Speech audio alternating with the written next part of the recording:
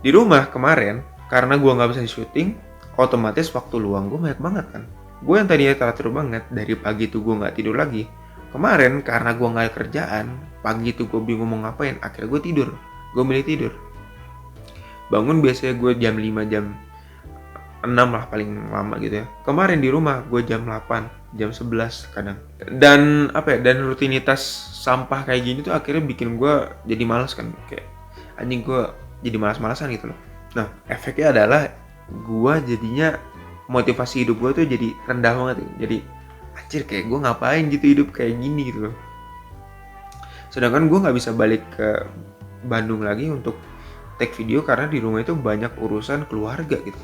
Jadi gue fokus ke keluarga. Nah, mungkin ini juga salah satu God's plan ya. Dimana gue itu karena banyak nganggur kemarin di rumah, intensitas sosmed gue tinggi. Rata-rata IG gue itu biasanya 20 menit doang per hari. Nah, kemarin waktu liburan tuh hampir sejam lah. Kadang sejam lebih per hari. Nah, somehow IG gue itu, terutama di Reels ya, itu didominasi sama konten-konten motivasi yang gue nggak tahu ya. Pokoknya gue ngerasa bahwa algoritma itu bener-bener jor-jorin banget konten motivasi di Reels gue. Gue scroll Reels, itu bener-bener motivasi semua isinya. Paling selang dikit memes, terus motivasi lagi. Dan gue kan sadar kan bahwa ya gue lagi demotivate nih, motivasi hidup gue lagi kurang kan.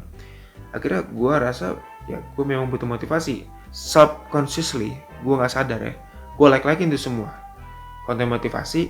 Sampai akhirnya gue ngerasa ya gue stres sendiri kan, karena gue nggak termotivasi di hidup, sedangkan konten-konten yang gue lihat itu konten-konten motivasi gitu. So gue stres dan akhirnya gue mikir bahwa gue harus mengakhiri siklus demotivate ini. Nah, kalau udah stres ya, gue itu biasanya kalau stres itu melakukan kegiatan yang namanya journaling.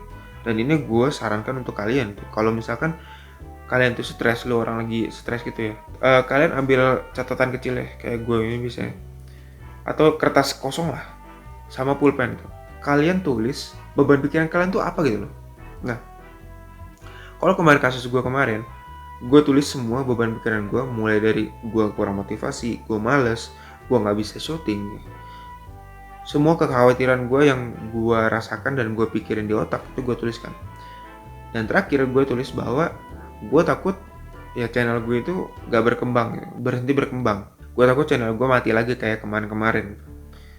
Nah, setelah gue tulis semua masalah gue dan gue lihat baik-baik, gue urutin mana masalah yang paling berat sampai ke masalah yang paling ringan. Dan gue menemukan bahwa ketakutan gue akan channel gue yang mati itu paling berat kan. Dan akhirnya gue taruh lagi itu masalah di kertas baru, gue drafting lagi apa yang bisa gue lakukan. Sampai akhirnya gue terpikir untuk rebranding aja kali ya. Terus gue drafting lagi, rebranding ini perlu apa aja. Gue perlu ganti profile picture, gue perlu ganti redesign banner, terus gue perlu ganti nama channel YouTube kan. Dan terakhir gue drafting juga masalah konsep video baru yang ada di channel gue ini mau kayak gimana gitu. Dan akhirnya lahirlah konsep video kayak gini, konsep video podcast. Nah, dari sana beban pikiran kan mulai tersalurkan kan, karena gue udah catet dan gue mulai tahu nih apa yang harus gue lakukan. Gue udah mulai jelas nih, pikiran gue udah mulai jernih gitu kan. Gue tahu apa yang harus gue lakukan. Dari sana mulailah motivasi gue naik lagi. Nah, motivasi gue naik lagi, gue nyadar dong bahwa gue udah mulai termotivasi nih. Gue gimana caranya? Gue tuh harus menjaga motivasi gue itu di level segini. Gue nggak boleh biarin diri gue nggak termotivasi lagi kayak kemarin-kemarin. Akhirnya gue mikir lagi, gue tersadar bahwa banyak teman gue, terutama teman-teman gue yang mau nurunin berat badan, itu mereka pengen nge-gym tapi nggak tahu harus ngapain. Dan akhirnya gue memanfaatkan hal tersebut untuk naikin lagi motivasi gue dengan cara gue ajak mereka untuk latihan bareng sama gue. Gue mulai ajarin dari gerakan-gerakan basic, mulai dari compound movement sampai ke isolated movement. Intinya adalah gue lebih ke keep in touch sama orang-orang di sekitar gue gitu. Gue lebih pengen gimana caranya gue bisa lebih bermanfaat untuk orang-orang di sekitar gue. Dan ya kemarin lah momen-momennya. Nah, dari situ gue udah ngerasa bahwa hidup gue yang tadinya itu sampah bener, bangun siang segala macam, kadang malah begadang tanpa hal yang jelas gitu kan ya. sampai sekarang udah mulai termotivasi lagi, dan akhirnya kalian bisa ngeliat lagi gue ngomong depan kamera ya dengan format video baru.